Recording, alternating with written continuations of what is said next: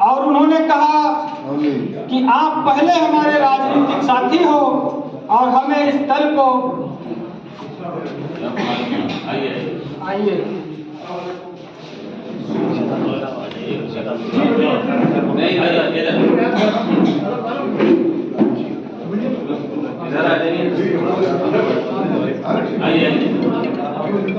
हमारे मार्गदर्शक मोहतरम अरशद सिद्दीकी साहब यहाँ जलवा अप्रोच हो चुके हैं। निश्चित रूप से मेरी ऊर्जा बढ़ गई है और उनके साथ बहुत ही मोतबर शख्सियत यहाँ तशरीफ लाई हैं। तो साथियों में कह रहा था, मौलाना शोएब रहमान साहब ने मुझसे कहा कि आप हमारे पहले राजनीतिक साथी हो, हमें इस पार्टी को आगे बढ़ाना है, इसके लिए संघर्ष करना है। तब से लगातार वह इस पार्टी को आगे बढ़ाने के लिए जद्दोजहद कर रहे हैं।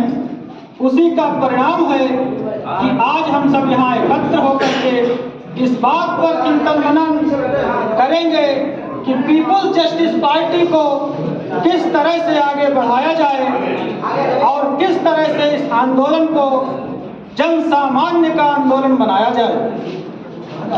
साथियों, 2022 के विधानसभा चुनाव से पहले जब चुनाव निशान और पार्टी प्रत्याशियों की बात हो रही थी,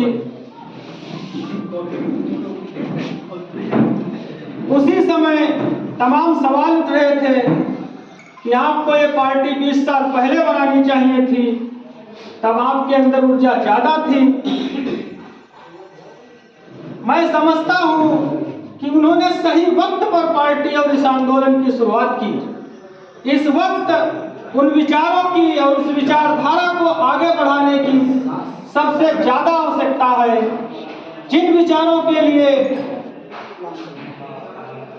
B.R. अम्बेडकर साहब ने संघर्ष किया, जिन विचारों के लिए पेरियार रामास्वामी नायकन ने संघर्ष किया और जिन विचारों के लिए डॉक्टर अब्दुल जलील फरीदी ने संघर्ष किया। 1968 में डॉक्टर अब्दुल जलील फरीदी ने खासकर उत्तर भारत की सियासी नब्ज को पकड़कर जो एक राजनीतिक क्रांति की शुरुआत की थी, उसके सच्चे सिपाही थे इलियास आजमी साहब। उस समय उनकी उम्र कम थी, परंतु फरीदी साहब ने एक ऐसे काबिल और कुछ तक गुजर जाने की शक्ति रखने वाले नौजवान को सम्मान देने में कोई कोर कसर बकाया नहीं रखी। शायद इसीलिए इलियास आजमी साहब ने अपना पूरा जीवन उन्हीं के विचारों को आगे बढ़ाने के लिए समर्पित किया और जिसका परिणाम यह हुआ कि उत्तर प्रदेश में दलित भी मुख्यमंत्री बना, बैकवर्ड भी मुख्यमंत्री बना, लेकिन ये अफसोस है कि अल्पसंख्यक मुख्यमंत्री नहीं बन सका।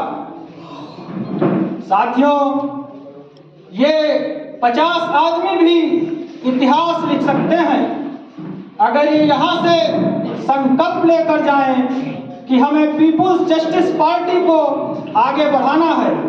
या सिर्फ पार्टी नहीं, जैसा कि मैं बार बार कहता हूँ, यह एक आंदोलन है और किसी भी आंदोलन या क्रांति को आगे बढ़ाने में, उसे सफल होने में सबसे बड़ा योगदान नौजवानों का होता है। हालांकि यह बात सर्वविदित है और सर्वोपरि भी है कि बड़े और बुजुर्गों का, अनुभवी लोगों का संरक्षण होना बहुत जरूरी है, उनका मार्गदर्शन होना बहुत जरूरी है, उनका सम्मान होना बहुत जरूरी है। परंतु क्रांति तभी सफल होगी, मिशन तभी कामयाब होगा जब नौजवानों को मंच पर जगह मिलेगी, नौजवानों को पार्टी में उच्च स्तर का पदाधिकारी बनाया जाएगा और उन्हें नेतृत्व सौंपा जाएगा। साथियों, इस आंदोलन रूपी रथ के यहाँ सभी सारथी हैं, परंतु इसमें कुछ छिपे स्वार्थी भी हो सकते हैं। हमें उन स्वार्थियों को भी नजरअंदाज करते हुए आगे बढ़ना है। जब यह रथ आगे आगे चलेगा तो तमाम स्वार्थी इससे खिसक जाएंगे, परंतु जनता के तमाम ऐसे लोग जो इन मुद्दों से और इस आंदोलन से प्रभावित होकर इस रथ को धक्का लगाएंगे और आगे बढ़ाएंगे। मैं गुजारिश करना चाहूँगा और पूरी आत्मा से बात कहना चाहूँगा कि मोहतरम आशा सिद्दीकी साहब को हम सबका मार्गदर्शन करना चाहिए और इस आंदोलन को सफल करने में अपनी अहम भूमिका निभाना चाहिए। जितनी जल्दी हो सके कोर कमेटी और पार्टी के स्थायी राष्ट्रीय अध्यक्ष का मनोनयन करके और इस संगठन को, इस पार्टी को आगे बढ़ाने का आगाज कर देना चाहिए। मैं तो यहाँ तक सोचता हूँ कि इसी 2024 के लोकसभा चुनाव में धौरहरा, खीरी, सीतापुर, लखनऊ और हरदोई से प्रत्याशियों को चुनाव लड़ाना चाहिए। कोई भी मिशन का आगाज करने से पहले ये नहीं सोचना चाहिए कि हमारे पास पैसा नहीं है, लोग नहीं हैं, हम कामयाब नहीं होंगे। अगर ये सोच रही होती तो दुनिया के सबसे महानतम और सफल आंदोलन, दुनिया की सबसे बड़ी बड़ी क्रांतियां उन्हीं लोगों ने सफल की है जिनकी जेब में 1 रुपया नहीं था। जब हम अपने आंदोलन की शुरुआत करेंगे, हालांकि आदमी साहब हमसे खुद कहा करते थे कि किसी भी संगठन या पार्टी में हर तरह के लोग होते हैं, लेकिन उसका शीर्ष नेतृत्व दूध का धुला होना चाहिए। उसे समय लगेगा, उसके सामने तमाम